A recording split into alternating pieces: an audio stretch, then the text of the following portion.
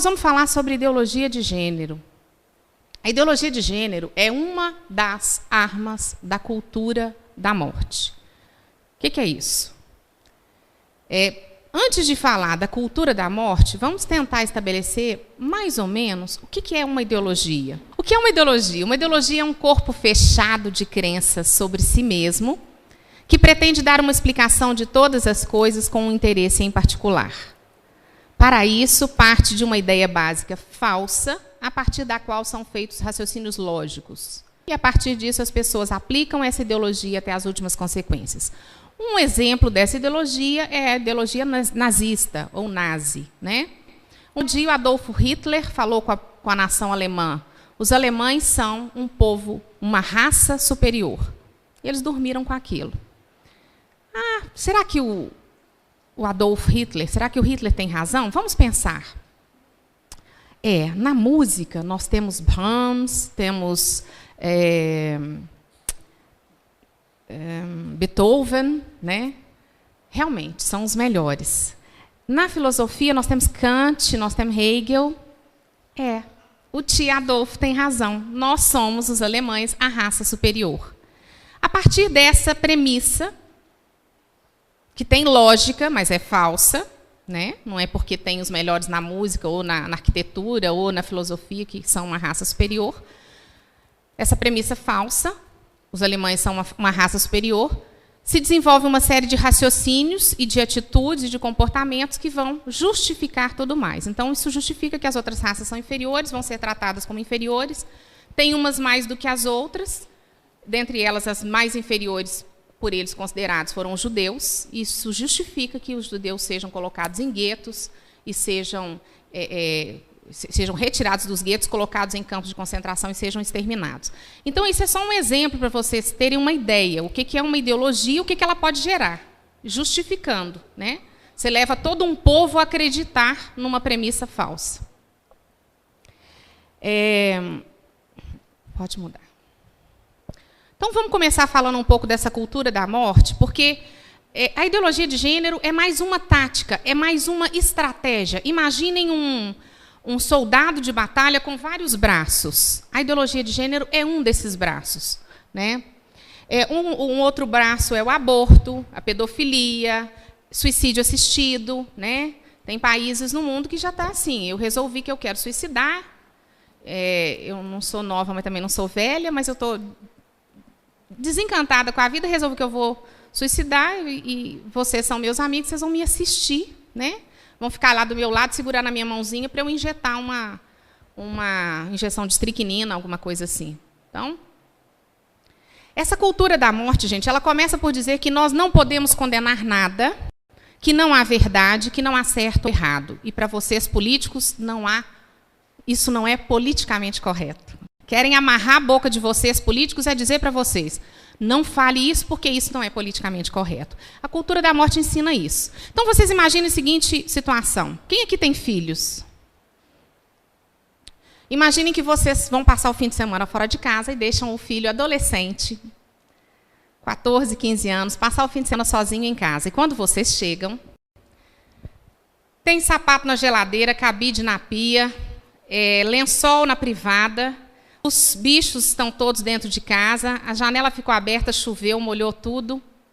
É possível, diante dessa situação, vocês simplesmente dizerem assim: vamos dialogar sobre limpeza? Ou então, vamos aprender a conviver com esse jeito alternativo do nosso filho de viver? É preciso o quê, gente? É preciso contemplar a verdade. Né? Isso aqui tem cabide, tem cueca, tem papel higiênico, mas isso aqui é a cozinha. Esse cômodo aqui tem gato, cachorro, papagaio, os porcos estão aqui dentro, tem lençol, tapete, colchão, travesseiro, mas isso aqui é a sala. A partir dessa contemplação da verdade, vocês vão fazer o quê? Limpar, né? E organizar. Vamos novamente organizar cada cômodo. Então, é preciso, diante de certas situações, que a gente saiba contemplar a verdade e corrigir o erro. Da mesma forma, na economia, estamos com juros galopantes, inflação no teto, desemprego numa taxa absurda. Gente, não vamos falar de desemprego, não vamos falar de problemas da economia que dá azar. Vamos só falar de coisa boa. Vamos só falar de como é bom trabalhar. Isso vai resolver os problemas da economia? A força de falar de coisas boas, a economia vai se ajustar? Nós chegamos no médico e, infelizmente, Deus não permita, o diagnóstico é câncer. Ô, minha filha, força na peruca que vai dar tudo certo. Vou te passar umas vitaminas, vou te passar um complexo vitamínico, vou te passar um anti-inflamatório, um antibiótico. E vai dar certo. Dá certo. Ou se você tem uma doença grave, você tem que enfrentar. Se o câncer é agressivo, o tratamento tem que ser agressivo. Então, da mesma forma, na vida, né, com a questão da cultura da morte, nós precisamos começar a pontuar as coisas, né? O que não está certo, o que está errado, e colocar as coisas em ordem, né? Podemos ir.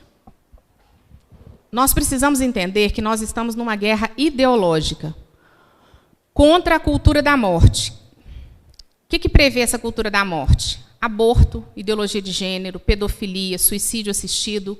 O ser humano está cada vez mais descartável, né? À medida que a gente ficar velho, taca num asilo. Se está doente, vamos apoiar a eutanásia, o suicídio assistido, para a gente ficar livre dessas pessoas velhas, deficientes, doentes. Vamos abortar crianças que têm microcefalia, anencefalia, porque nós não queremos deixar que nasçam pessoas com deficiência, né? Vamos fazer como Hitler, vamos criar uma nova raça pura. Nós estamos numa guerra, e numa guerra a inteligência é essencial. Por isso que vocês precisam conhecer o assunto. Precisam saber do que se trata, conhecer a fundo para saber se posicionar e como agir. Por isso, nós precisamos estudar e ser bem informados para não sucumbir às falácias, que são mentiras com aparência de verdade, né? Podemos ir. Qual o objetivo da cultura da morte? O objetivo da cultura da morte não é proteger a mulher, defender o direito sexual da mulher de fazer o que ela quiser com o corpo dela, defender homossexuais, não é nada disso. Proteger crianças, emancipar quem quer que seja. O objetivo é o controle populacional. E eu vou mostrar para vocês que não fui eu que cheguei a essa conclusão, isso está demonstrado em relatórios de fundações internacionais. Eu vou dar um histórico rápido da implantação da cultura da morte e da ideologia de gênero. Nós vamos pensar, tem ali as fundações internacionais, o Conselho Populacional, Kingsley Davis, Adrienne Germain e as feministas marxistas, colonização da ONU, empoderamento dos países para a implantação do aborto no mundo, ideologia de gênero como ferramenta da sociologia e o trabalho dos marxistas. Vou tentar resumir dos 100 e poucos anos de história. O capitalismo americano produziu, no final do século XIX, as famílias mais ricas, né? Grupos de famílias muito ricas, como a família Rhodes, Rockefeller, MacArthur, Ford, a Ford também.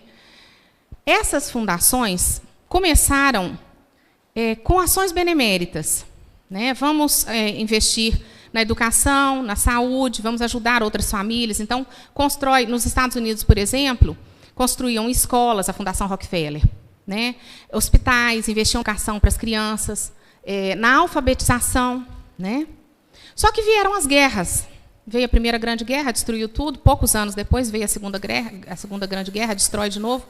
E essas fundações, então, chegaram à conclusão de que não adianta estar fazendo essas ações beneméritas, tentando ajudar outras famílias, para as guerras virem e destruírem tudo. Eu estou sempre começando de novo, tem que construir hospital de novo, constrói a escola outra vez, começa de novo a investir na agricultura, indústria, isso e aquilo, enfim. Nós precisamos conseguir a paz mundial, nós temos que acabar com as guerras. Como é que nós vamos fazer isso? Para acabar com as guerras, nós temos que criar a paz mundial. Para conseguir a paz mundial, nós precisamos do controle populacional e de um governo mundial. Aí tem gente que vai dizer assim, teoria da conspiração, governo mundial, né? Nova ordem mundial. Não, gente, tem teoria da conspiração. Não, isso não é novo na humanidade, não. Né? O Império Bizantino quis dominar o mundo, o Império Romano quis, Hitler quis, Júlio César quis. Isso não é novo. né? É, de novo, a velha história do governo mundial. Então, as fundações resolveram, se uniram, descobriram, por exemplo, a Rockefeller descobriu que a Fundação Rhodes já trabalhava desde o século XIX pelo estabelecimento de um governo mundial, só que sob a coroa britânica. Porque a Fundação Rhodes é britânica e se iniciou no século XIX, foi fundada no século XIX, quando a coroa britânica era uma grande potência. A partir do século XX, essa Rhodes mesmo já trabalhava para o estabelecimento de um governo mundial sob a Liga das Nações e, depois da Segunda Grande Guerra, sob a ONU, né, sob o comando da ONU. Então, se uniram, em 1952, fundaram o Conselho Populacional, com 27 membros de diversas especialidades. Tá? E esse Conselho Populacional começou, então, a investir em pesquisas. Imaginem os melhores cientistas do mundo recrutados para pesquisas na área da psiquiatria, da genética e da sociologia. Na psiquiatria, porque se você começa a distribuir calmante, o povo fica calminho, né? Bota calmante também nas lavouras, nos rios, o povo fica todo manso. Né? Na genética, porque se a gente descobre qual que é o gene da guerra, o gene bélico, investimos em mutação genética e vamos criar uma nova geração mais cordata, mais mansa, mais doce. Né? E na sociologia, porque a gente altera o comportamento das pessoas. Né? Vamos fazer com que as pessoas ouçam as mesmas músicas, vejam os mesmos filmes, assistam os mesmos programas, todo mundo quer ter iPhone 6, todo mundo escuta funk, todo mundo quer ser igual a Barbie. Vamos massificar, né? Uma sociedade que diz para nós que nós somos livres. E nunca a humanidade foi tão massificada. Né? Então, esse Conselho Populacional investiu nessas pesquisas. E, em 68, o Kingsley Davis... Pode ir para frente, Matheus. O Kingsley Davis, esse senhor simpático aí, ele integrou o Conselho Populacional em 52. Ele é autor do livro Human Society. É preciso mexer na estrutura da sociedade, alterando os usos e costumes. Em 1968, ele publicou um artigo, Políticas Populacionais, os programas atuais terão sucesso, né? No qual ele disse o seguinte, porque a partir do Conselho Populacional, da fundação do Conselho Populacional, com o objetivo, eles estabeleceram, o Conselho Populacional, 4 objetivos fundamentais. Abolir a soberania mundial, estabelecer um governo mundial forte, contra o qual ninguém possa se opor. É óbvio que, para ter um governo mundial forte, você tem que abolir a soberania das nações. Isso é claro. Né? O controle do comportamento humano pela via sociológica. Né? Vamos fazer todo mundo pensar igual, sentir igual, querer igual. E se você pensa diferente, você é o problema. Vamos estabelecer uma ditadura do pensamento que ninguém pode pensar diferente do que a gente estabelecer que é o correto. E controlar o crescimento populacional. Aí eles começaram a fazer o quê? Com esses objetivos, eles começaram a investir em financiar a indústria dos contraceptivos, clínicas de esterilização, clínicas de aborto. Vamos financiar o aborto no mundo inteiro. Onde a gente não consegue financiar, a gente não consegue. Vamos legalizar o aborto no mundo inteiro. Onde não consegue legalizar, a gente financia o aborto ilegal. Financia o aborto ilegal sem preocupação nenhuma com a segurança das mulheres, porque não é esse o objetivo. Deixa morrer um monte de mulher nessas clínicas clandestinas, pega esses dados, joga na mídia, joga para você, legislador, e diz, você tem que legalizar o aborto, porque tem muita mulher morrendo nas clínicas clandestinas. O que vocês não sabem é que são os mesmos que financiam o aborto ilegal é que estão querendo legalizar o aborto. Eles financiam o ilegal para conseguir sensibilizá-los para legalizar o aborto. Então, começaram a investir. O Conselho Populacional começou a desenvolver políticas nesse sentido. Vamos investir no financiamento de contraceptivos, aborto, clínicas de esterilização, enfim. Mas, em 68, o Kingsley Davis falou assim, pode parar, que não adianta nada disso.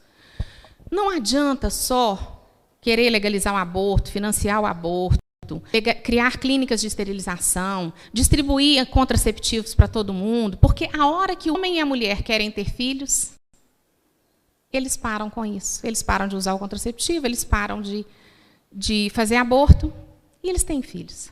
Então, o que nós temos que fazer é outra coisa. Nós temos que alterar os usos e os costumes. Nós temos que mudar completamente, quebrar totalmente a ideia de que o homem foi feito para a mulher e a mulher foi feita para o homem. Essa complementariedade, nós temos que destruir isso. De forma que a mulher passe a odiar ser mãe, dona de casa, casada. Isso para ela tem que ser o fim. Já que não dá para cortar o seio, arrancar o útero com a mão, então vamos fazer de outra forma, né? A gente faz o seguinte, a mulher solteira, executiva, poderosa, ela está sempre linda, sempre cheirosa, magra, tipo Barbie. Ela fala 8 línguas, ela viaja o Brasil e o mundo. E a dona de casa, a mãe de família, a gente põe uma dona Florinda. E depois você pergunta para a mulher assim, qual que você quer ser? Então, nós temos que fazer isso. Só que ele não conseguiu convencer, né? O pessoal das fundações, ele falou, ele colocou, ele propôs, mas não convenceu. Vamos para frente. Foi essa mulher aí, Adrienne Germain, quem convenceu Rockefeller III de que era preciso parar de falar contra o crescimento populacional e investir no discurso feminista emancipador. Nós temos que emancipar a mulher da tirania da família, do casamento e da maternidade. Conversa de 2 horas de porta fechada com Rockefeller III, ela falou, esse discurso seu de crescimento populacional, de controle populacional, isso já virou um disco furado, quebrado, que não resolve. Né? Aqueles que são da minha geração vão se lembrar, quando a gente era adolescente, o disco furado na escola era controle populacional, crescimento populacional. O mundo vai explodir, vai faltar terra, vai faltar água, vai faltar comida. Isso a gente escutava direto. Os meus filhos já foram criados na geração do meio ambiente. Tudo é um meio ambiente, né, uma maneira como é o ambiente. Assim, quem tem filhos na escola já deve ter percebido. Os nossos filhos ouvem falar de meio ambiente numa proporção que a gente nunca ouviu. Né? Aliás, nem sei se alguma vez na escola falaram para mim de meio ambiente. Né? Então, na verdade, é isso. Essa mulher convenceu, falou com ele, olha, o negócio é o seguinte, nós temos que empoderar as mulheres. A mulher tem que ser liberta dessa tirania do homem. Esse negócio, o homem vai lá, faz filho na mulher, ela fica lá esquentando a barriga no fogão, esfriando na pia, e ele vai e segue a vida livre, leve e solto. Isso é uma tirania, uma exploração, é um absurdo. A mulher tem que odiar ser mãe, ser dona de casa, ser casada. É isso. Então, as fundações falaram, oba, já tem quem está fazendo o trabalho sujo de subverter o papel das mulheres. Nós vamos dizer para a mulher que ser mulher é uma desgraça. Ser mãe, ser casada, ser dona de casa, isso é uma desgraça, isso é uma doença, uma coisa séria que tem que ser extirpada. Né? Então, como elas já estão fazendo, vamos financiar. Então, as fundações internacionais, começaram a financiar todos os projetos das feministas marxistas, que queriam esse empoderamento da mulher. E é interessante que, se vocês lerem um artigo, quem quiser pode anotar, chama Agenda de Gênero. Essa agenda de gênero mostra a caminhada desse movimento feminista marxista, inclusive dentro da ONU, com os congressos internacionais das mulheres, em que se vê o seguinte, elas organizavam congressos da seguinte forma, nós aqui, façamos de conta, somos todas mulheres, nós pensamos todos iguais. Queremos que a mulher largue mão de ser mãe, dona de casa, esposa, destrua essa figura, esse papel. Então, nós vamos fazer um congresso, dizendo que nós estamos representando as mulheres do mundo inteiro, que todas as mulheres pensam assim, e vamos produzir um documento para levar para os governos, para os países, para dizer, olha, nós queremos políticas sociais, legislações que acolham essas propostas nossas. Mas as 2 mulheres ali são de uma área de defesa da família, gostam de ser mãe, dona de casa, acham que a mulher tem que ter o direito de trabalhar fora, se ela quiser, de trabalhar fora e também ser mãe, dona de casa, casada, ter família. Então, as 2 não conseguem nem credencial para entrar no nosso evento. Quando conseguem, é uma só, porque eu diminuo a força das 2. Então, vem uma sozinha para o nosso evento. As contribuições que ela dá não são sequer anotadas. Isso a gente sabe de mulheres que participaram desses eventos e disseram, nós ficamos decepcionadas de perceber que as nossas pontuações, as nossas colocações não foram sequer anotadas no documento final, como se não tivessem manifestado. Né? E foram fazendo essas ações através desses congressos da ONU e, por meio da ONU, levando para os países. Legaliza isso, legaliza aquilo, queremos isso, queremos aquilo, como se essas mulheres representassem a vontade de todas as mulheres do mundo. Ou, pelo menos, da maioria, nem isso, né? Era um grupinho minoritário que soube como agir. Vamos ver. Bom, a partir dessas ações, depois, mais para frente, eu vou explicar com mais clareza, começaram, então, tem que libertar a mulher da tirania do homem.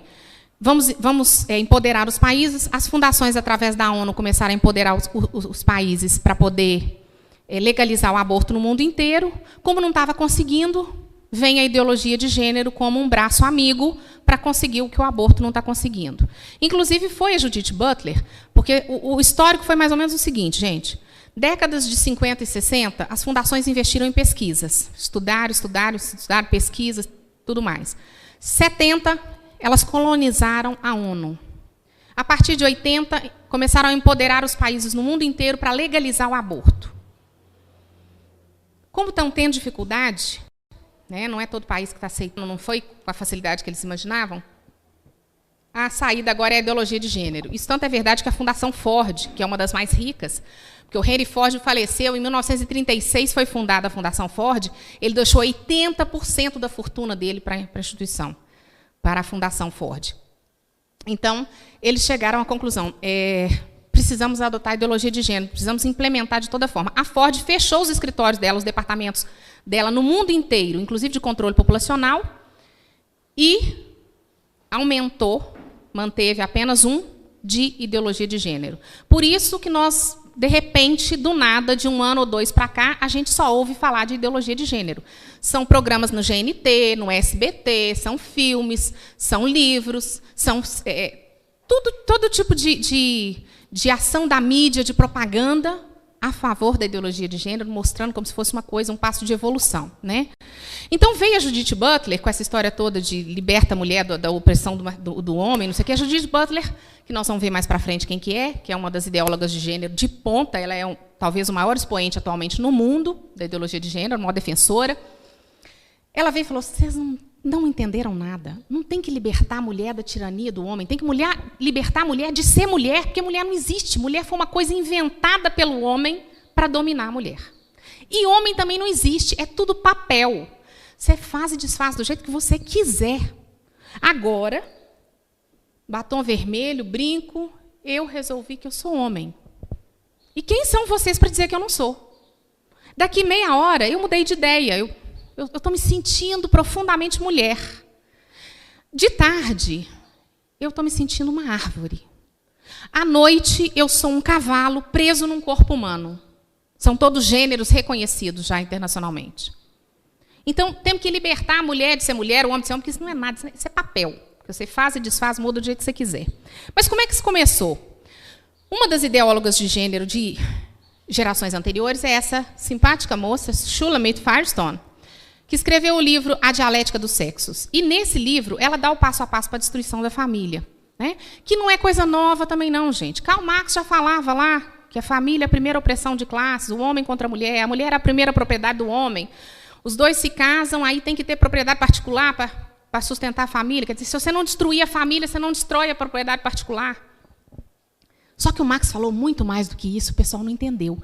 Foram as feministas que foram mais longe com a teoria dele e chegaram a tudo que ele colocou nos livros, inclusive o livro dele, né, que ficou muito famoso, mas foi publicado pelo Engels, discípulo dele, pós-morte, né?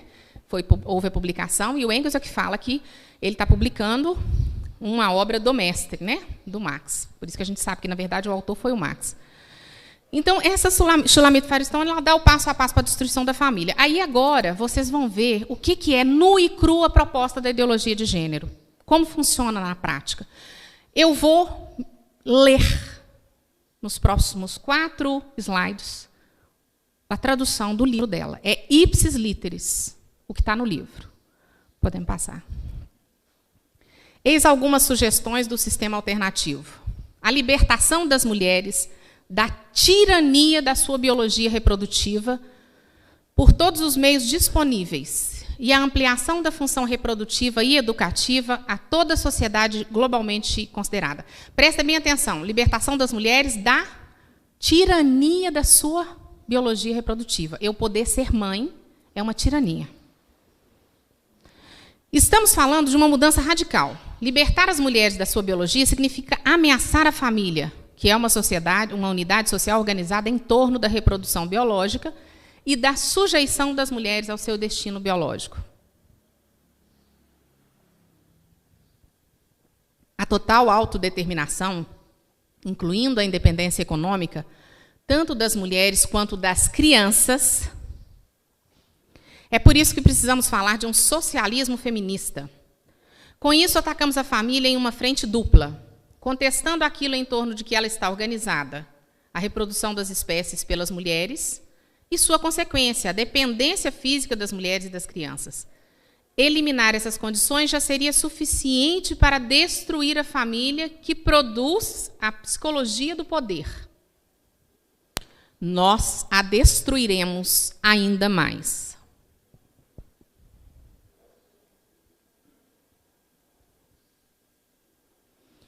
A total integração das mulheres e das crianças em todos os níveis da sociedade, todas aquelas instituições que segregam os sexos ou separam as crianças da sociedade adulta, por exemplo, a escola elementar, devem ser destruídas. Abaixo a escola. E se as distinções, prestem bem atenção nisso, e se as distinções culturais entre homens e mulheres e entre adultos e crianças forem destruídas, nós não precisaremos mais da repressão sexual que mantém essas classes diferenciadas, sendo pela primeira vez possível a liberdade sexual natural. Prestem atenção. E se forem... Peraí, volta. E se as distinções culturais entre homens e mulheres e entre adultos e crianças, ou seja, para a ideologia de gênero, não existe diferença entre adulto e criança e não existe diferença entre homem e mulher. É onde os pedófilos pegam carona, gente. A Unesco já tem documentos reconhecendo o direito das crianças de ter vida sexual ativa a partir dos 10 anos de idade. Então, se um marmanjo de 40, 50 anos resolver transar com a sua filha de 10 anos e for consentida por ela, ainda que ela tenha sido toda aliciada e levada a isso, está tudo certo. Não é pedofilia. E a isso chega às consequências mais absurdas. Assim chegamos à liberdade sexual para que todas as mulheres e crianças possam usar a sua sexualidade como quiserem. Você transa com gato, cachorro, papagaio, cavalo, do jeito que você quiser. Não haverá mais nenhuma razão para não ser assim. Em nossa nova sociedade, a humanidade poderá finalmente voltar à sexualidade natural polimorfamente diversa. Serão permitidas e aceitas todas as formas de sexualidade. A mente plenamente sexuada, ou seja, vamos pensar só em sexo, tudo se resolve com sexo, a vida começa e acaba em sexo. Tornar-se universal.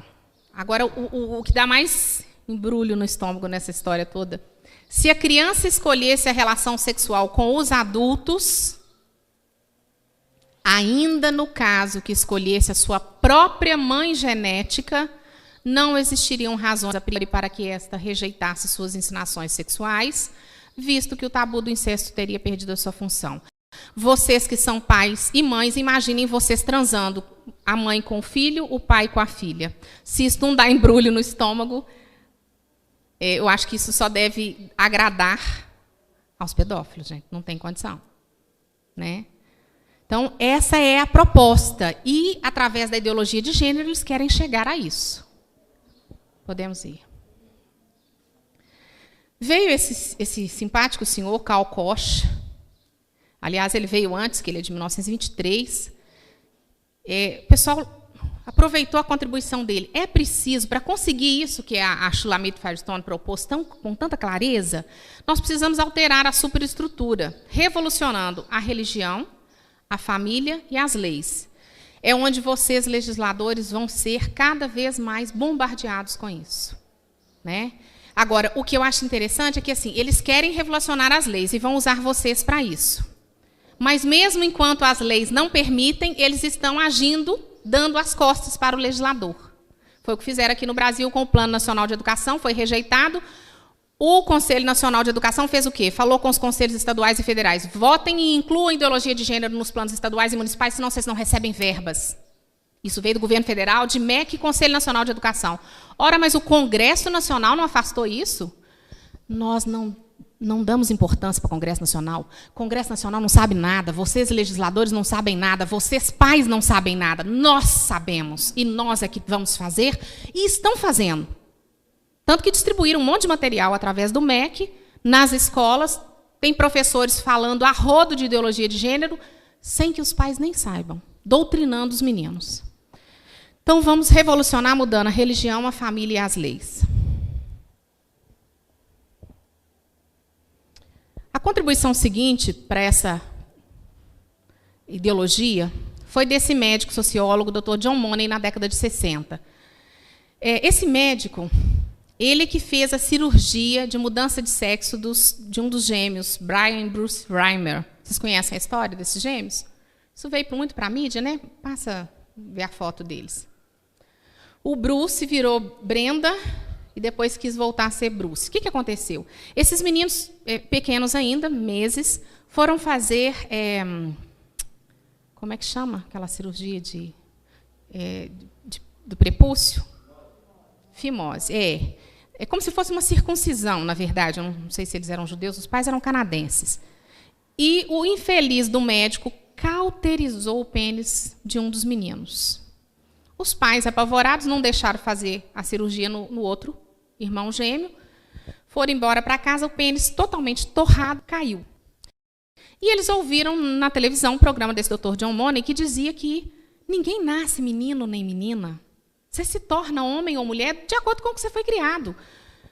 Os senhores homens só se tornaram homens porque a mãe de vocês colocou roupa de homem em vocês e deu carrinho para vocês brincarem. Se vocês tivessem tido boneca para brincar, vocês tinham virado mulher. É uma coisa assim, essa é a história. Então, ele falou que ele tinha provas científicas disso, e esse casal procurou, ele propôs para eles, né, o que era a situação. Vamos, então, fazer uma vagina artificial, né, na Brenda, muda de nome, rebatiza, aquela coisa toda, e a gente cria como menina, vocês nunca contem para ele que nasceu menino, cria como menina. Põe vestidinho e tal. Muitos anos passados, e esse médico ele foi tão desonesto, olha como é que eles agem. Nós todos aqui nos lembramos da época de escola, se você vai fazer a questão da hipótese, tese, lei. Para uma coisa virar uma tese, tem que ter nas hipóteses sempre o mesmo resultado, não é isso? Tem que ter uma amostragem de, sei lá, inúmeras experimentos, obrigada, isso mesmo. Inúmeros experimentos que deem o mesmo resultado para eu dizer que aquilo ali é formular uma tese e depois uma lei, né? Como? Para validação, exatamente. Eu não posso pegar um único experimento e dizer que aquilo ali me autoriza a formular uma tese ou uma lei, né?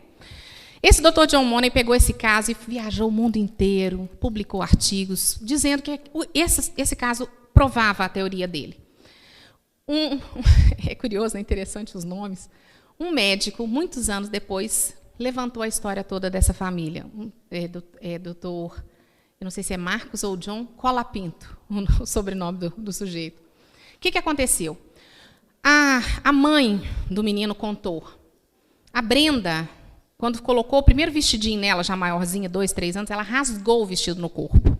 Ela tinha um comportamento muito estranho na escola, queria fazer xixi em pé, aquelas coisas. Toda uma vez foi pega na escola fazendo xixi em pé, menina fazendo xixi em pé. Aí virou chacota na escola, porque bullying não é uma coisa nova, não é uma coisa da agora, né? Enfim, deu tanto problema. A mãe teve depressões repetidas e acabou morrendo. Com 14 anos, o pai não aguentou, contou para ele a verdade. Ele quis voltar a ser homem. E falou que foi, quando ele pôs o terno dele, a roupinha dele de homem, pela primeira vez, já rapazinho, que aquilo foi uma limpeza na alma, uma realização. Mas esse menino teve que lutar com muita coisa, o outro irmão dele se envolveu com droga, o pai alcoólatra, uma confusão danada. Ele acabou casando, se casou com uma mulher divorciada que já tinha filhos, mas ele tinha pesadelos horrorosos, porque tem um livro que conta a história deles, os experimentos que o Dr. John Money fazia com eles quando crianças, no consultório, de fazer o irmão gêmeo vir por trás, encostar, passar a mão, manipular, irmão com irmão, para ver como é que faz menino com menina, orientando os pais a andar pelados na frente dos filhos para mostrar.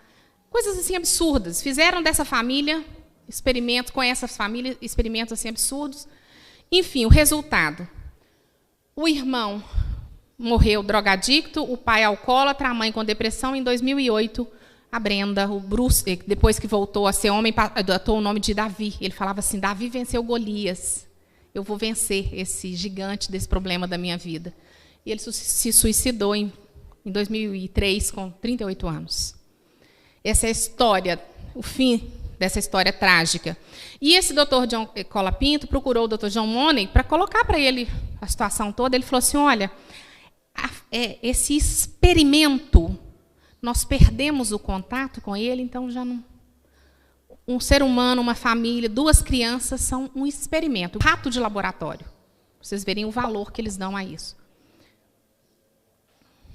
Aí veio essa simpática senhora, que já não sabe se é homem, se é mulher, mas é isso mesmo que ela quer, a senhora Judith Butler, e disse, né, foi a contribuição seguinte, porque ela que amarrou isso tudo, né, o que vem lá das feministas marxistas, a Shulamit Firestone, a contribuição do Kingsley Davis, do Karl Koch, a teoria de Marx lá atrás, ela juntou tudo e falou, gente, presta atenção, entenda aqui uma coisa. Ser homem ou ser mulher não é biológico, mas gênero, papel que cada um constrói, destrói e modifica como quer, de modo indefinido e indefinível. Inclusive, Nova York tem já reconhece, um órgão lá de Nova York já reconhece, acho que 43 gêneros. Esse povo está todo atrasado, não entendeu? Foi nada. Gente, gêneros tem infinitos, pois se eu posso escolher a cada minuto ser o que eu quero, do jeito que eu quero, como é que você vai contabilizar isso? Falar quantos gêneros que tem? Eu resolvi agora que eu sou um macaco. O que resolveu que é um macaco totalmente diferente de mim. São 2 gêneros de macacos diferentes. Né? Então, indefinido e indefinível. Foi ela quem introduziu o termo gênero na ONU, em Pequim, em 1995. Elas caladinhas, as feministas marxistas, capitaneadas por ela é a cabeça, vamos introduzir gênero no lugar da palavra sexo. E, ó, boca fechada. Não fala nada. Deixa todo mundo pensar que gênero é apenas substituição para a palavra sexo. Em vez de sexo feminino masculino, vão pôr gênero feminino, gênero masculino. Tá? Caladinhas. Foi só 12 anos depois, em 2007, que, obrigadas pelos países dirigentes, né, da ONU, elas deram a definição de gênero. O que é gênero?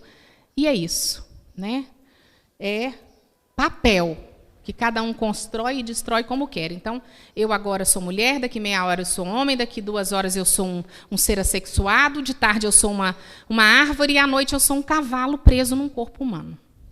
Né? Bom, quais são as consequências da ideologia de gênero nos países em que ela já foi acolhida? Em que a legislação acolheu, o povo aceitou calado, não percebeu, não entendeu, não houve essa discussão toda que a gente está vendo no Brasil. Quais são os exemplos que a gente tem no mundo? O que anda acontecendo no mundo afora? Na Alemanha, pais são presos porque os filhos não querem assistir às aulas de orientação sexual segundo a ideologia de gênero. Quem aqui é cruzeirense? Senhor, perdoai-lhes, eles não sabem o que fazem.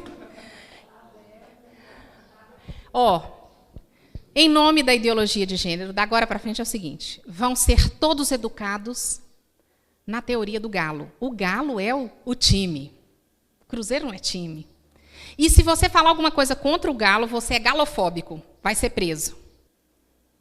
Não pode nem pensar, porque se você pensar, escorrega, fala alguma coisa, né? É uma ditadura do pensamento e uma ditadura legal. Na Alemanha, esse casal, ele foi preso, ficou 45 dias preso, ela estava amamentando essa garotinha, quando a notícia saiu no ano passado, e estavam esperando ela desmamar a criança para ser presa. Porque a filha de 6 anos não quis assistir a aula de educação sexual na linha de ideologia de gênero. Por quê? Porque nessas aulas é ensinado para as crianças, aqui só tem adultos, né? Eu posso falar. Sexo oral, sexo anal, sexo grupal, sexo entre 2 homens, sexo entre 2 mulheres, sexo entre um homem e um animal, uma mulher e um animal. Isso é falado, mostrado, fotos para crianças de 6 anos. E aí teve gente nessa turma que desmaiou, teve criança que terminou a aula, passou mal, desmaiou. Uma das crianças, uma filha deles, não quis assistir, foram processados, gente.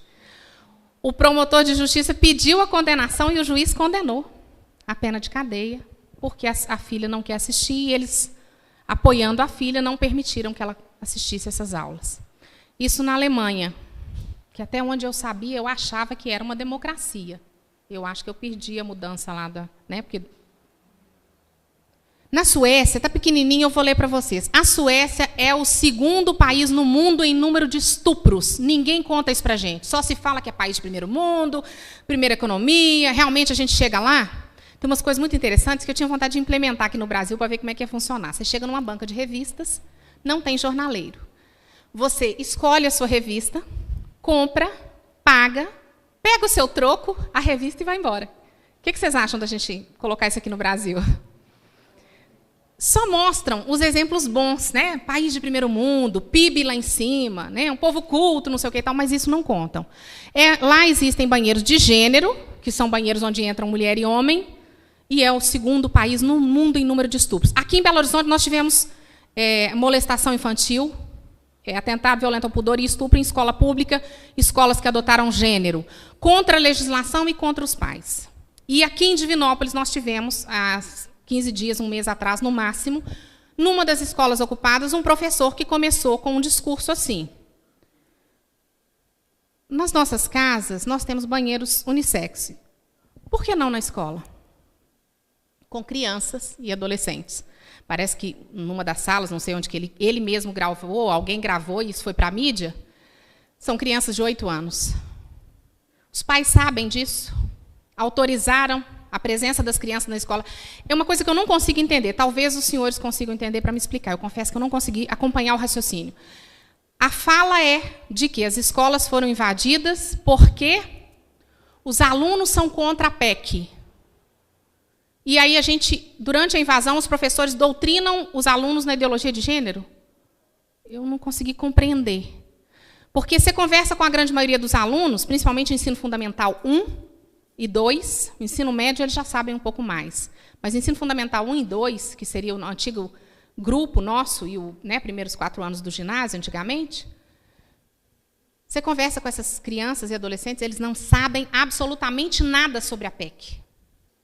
E, no entanto, as escolas foram tomadas com o argumento de que os alunos são contra a PEC. E aí os professores vão aproveitar esses alunos na escola, em horário de aula, sem aula, e contra a lei, contra a autorização, sem autorização dos pais, vamos doutrinar na ideologia de gênero.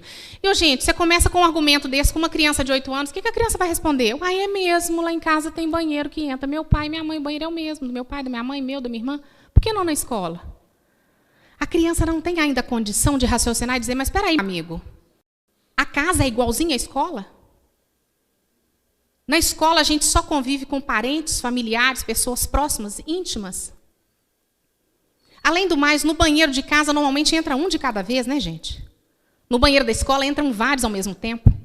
A hora que tiver aluno mais velho, de ensino médio, abusando, estuprando filhas de vocês, netas, de 9, 10, 11, 12 anos, dentro do banheiro da escola, qual o professor que vai lá defender? Quem que vai proteger? Mas essas crianças não têm condição de raciocinar isso. Por isso que a gente fala doutrinar, né? Porque você fala na cabeça de uma criança que não tem nem como, às vezes, se defender. No Canadá, é o Estado quem diz como os pais devem educar os filhos. E os pais podem perder a guarda deles, se o Estado entender que eles os estão educando de forma diferente daquela que o Estado diz que é a correta. Professores podem ser demitidos se expressarem ideias contrárias àquela considerada politicamente correta pelo Estado. Comerciantes podem perder seus alvarás de funcionamento e profissionais liberais perder suas licenças profissionais pelo mesmo motivo. Há uma verdadeira ditadura do pensamento. É um artigo na internet, vale a pena vocês olharem, chama A Woman from Canada, uma canadense, que pediu para ser ouvida pela Suprema Corte americana quando o Barack Obama ia resolver se liberava casamento homossexual no país inteiro. Ela falou, olha, o americano tem que estar preparado para o seguinte, no Canadá, o casamento homossexual já foi legalizado há muitos anos, não sei se desde 95 ou 2005. Desde que foi legalizado, o que aconteceu? Eles começaram a mudar a legislação, mudar a língua. No Canadá não se usa mais, ou estão diminuindo, quase que eliminando. Ele, ela, menino, menina, é criança. Você não pode, no seu blog, nos seus e-mails, você professor, você legislador, você comerciante, psicólogo, você não pode manifestar ideia diferente daquela que o Estado entende que é a correta. Então, se você acha que o ideal é que os filhos sejam criados pelo pai e pela mãe, que eles tenham pai e a mãe biológico, conheçam o pai e a mãe biológico e sejam criados por um pai e uma mãe, isso é discurso homofóbico. O Estado pode entrar dentro da sua casa, um vizinho te denuncia e fala, está educando os filhos dizendo que o certo é homem com mulher, não é mulher com mulher, nem homem com homem, isso é homofóbico. O Estado entra na sua casa, confisca documentos, arquivos, um monte de coisa e coloca os seus filhos para adoção. Demonstrado que realmente é verdade isso que estão dizendo, os seus filhos são colocados para adoção. Você perde licença para trabalhar, perde o comércio, enfim. É aquilo que eu falei, da agora para frente ninguém fala contra o galo. Se vocês falarem contra o galo, vocês são galofóbicos e vai todo mundo preso. Né? Então, você não pode falar nem dentro da sua casa, você não pode dizer para o seu filho que o time que você gosta, o time do coração que você torce é o Galo, é o Cruzeiro, de jeito nenhum. Porque se você falar isso, se alguém te denunciar, você vai preso. Você perde a guarda dos seus filhos. Você não está sabendo educar os meninos. Eu já estou acabando, viu, gente? Na Holanda, a ideologia de gênero e suas consequências na civilização. Agora é a vez da poligamia. Eu juro para vocês, eu sou juíza há 16 anos, 11 anos, quase 12 de vara de família. Eu não queria ser juíza de família nesse país, mas nem para ganhar em euros milhões. Olha a situação. São duas mulheres lésbicas. Essas duas do meio. Os dois de lá são dois homossexuais, são casados. As duas são casadas. Esse de cá, da ponta, ele se relaciona sexualmente com os dois de lá. Os dois de lá têm relações sexuais com o de cá. E aqueles dois de lá querem agora, então já tem um lobby forte lá, da poligamia, para que eles possam se casar com esse de cá. E aquelas duas ali queriam ter filhos, mas aqueles três, nenhum daqueles três homens ali, nenhum se habilitava. Então arrumaram um cesto para fazer um filho naquela loura que já está com a barriga grande, ela está grávida. Se vocês anotarem esse título na internet, vocês acham a reportagem completa. Eles fizeram um contrato de que os 5 vão educar os filhos. E na Holanda, você pode nomear um pai legal, diferente do seu marido, da sua esposa, né, no caso de mulher. E ela, a loura, nomeou um daqueles dois lá como pai legal e fizeram um contrato de que os 5 vão educar o filho. Agora, alguém aí já ouviu falar de dificuldade entre pai e mãe para educar filhos? Ou é só eu lá na vara de família que escuto isso? Vocês que são casados nunca tiveram problema com o marido ou com a esposa na educação dos filhos. Imagina 5 para educar um. Então, é por aí. Pais perdem a guarda dos filhos por serem muito cristãos. Pátria educadora na Noruega. Acusados de radicalismo e doutrinação cristã, Ruth e Marius Bodnário foram afastados dos seus 5 filhos pelo Departamento de Proteção à Infância do país. Esse casal, 5 filhos, ela estava com um bebê de 3 meses, 16 de novembro, você dá até a data para vocês, 16 de novembro do ano passado. Ela foi buscar os filhos na escola, a diretora tinha entregue para esse Departamento de Defesa da Infância e Juventude, para esses meninos serem colocados para adoção, porque eles foram considerados inaptos para ser pais, porque são muito cristãos. A reportagem fala que a diretora, conversando com uma das filhas do casal, a menina falou que a avó tinha falado que Deus não gosta do pecado, que Deus condena o pecado, que pecar é errado. E aí a diretora, então, chegou à conclusão de que esses pais, essa família, está despreparada para educar os filhos, porque são muito cristãos, e precisava, então, que esses filhos fossem tomados. Foram tomados os 4, ela, então, foi para a delegacia, com o de 3 meses, foi ouvida, foi embora para casa. No dia seguinte, o Departamento de Estado, esse departamento foi lá e tomou o bebê de 3 meses. Eles conseguiram reaver as crianças em maio desse ano, depois de muita luta. E a partir disso aí, pode mostrar. Outras famílias, não sei se 38, 43, vieram à tona, à mídia, na Noruega, para dizer: carta revela drama de mais famílias que perderam a guarda dos filhos na Noruega. Em abaixo-assinado, 38 famílias denunciam sequestro sistemático de crianças pelo governo da Noruega. Nossos filhos estão sendo literalmente arrancados de nossas mãos. A queixa dessas famílias todas é a mesma do outro casal. Sem um processo, sem um inquérito, sem nada. Simplesmente denunciam que você é muito cristão, você é homofóbico, você pode ser até ateu, mas se você falar um A contra o que eles entenderem que é homofóbico, o que é qualquer coisa fóbico, você vai buscar seus filhos na escola e eles não estão lá, foram entregues para um departamento de Estado para serem colocados para adoção, sem que você tenha sido processado antes, sem nada. E esses pais dizem, nós somos tratados piores do que os pais que espancam, que batem, que abandonam, que abusam sexualmente dos filhos, que usam droga na frente dos filhos. É o que está acontecendo na Noruega, país de primeiro mundo. Depois nós vamos ver um documentário que foi feito lá, muito interessante. Pode ir para frente. A ideologia de gênero eleva em 1000% o número de crianças em tratamento no Reino Unido. O Reino Unido já adotou as crianças na escola recebendo toda essa doutrinação de ideologia de gênero. O resultado está aí. 1000%, gente. Não é 10, não é 20, não é 100. 1000% de aumento da depressão nas crianças. Tratamento de depressão, mais especificamente, no Reino Unido. Esse documentário é fantástico. Vocês deviam depois assistir. São 38 minutos, 40 minutos de documentário, mas ele é fantástico. Primeiro que vocês dão umas boas risadas, porque esse cara é humorista na Noruega. Ele é jornalista, é humorista. Tanto que quando ele começa esse documentário, o pessoal acha que é palhaçada, tem uns que querem fugir dele no shopping, então é muito interessante. Programa de TV denuncia a falsidade da teoria e obriga o Conselho Nórdico de Ministros a cortar fundos para as pesquisas de gênero. O que esse cara fez? Ele foi em 2 ideólogos de gênero lá, eles falaram que não tem diferença nenhuma entre homem e mulher, ele ainda pergunta para um deles assim, mas a ciência não fala que o cérebro do homem é um pouco maior do que o da mulher? Bobagem, isso é coisa ultrapassada, você não está sabendo de nada, isso é coisa da ciência que já foi ultrapassado. Tá, então não tem diferença nenhuma, não tem diferença nenhuma. Ele pegou essa entrevista com esses teóricos do gênero, ideólogos de gênero, e levou para outros cientistas no mundo inteiro para ver o que eles falavam, o que eles achavam das afirmações, das supostas pesquisas desse departamento. E aí, o que ele descobriu? Nos Estados Unidos, eu acho que é um psiquiatra infantil, ele faz experimentos, faz testes com bebês de 9 meses. No documentário, vocês veem lá, tem um vídeo para vocês verem as criancinhas. Coloca um monte de criança, brinquedos lá na frente. Carrinhos, bola, boneca, salão de beleza e brinquedo neutro no meio. E solta esses bebês já engatinhando, talvez alguns até andando, 9 meses. Não houve nenhuma exceção. As meninas vão sistematicamente nos brinquedos femininos e os meninos vão sistematicamente nos brinquedos masculinos. Ninguém foi para brinquedo neutro. Aí os ideólogos de gênero dizem, mas 9 meses você já doutrinou, você já educou para ser menina, você já educou para ser menino. Tá bom. Aí ele encontrou um pediatra, cientista, pesquisador em Harvard, que faz testes com bebês de um dia, recém-nascidos de um dia.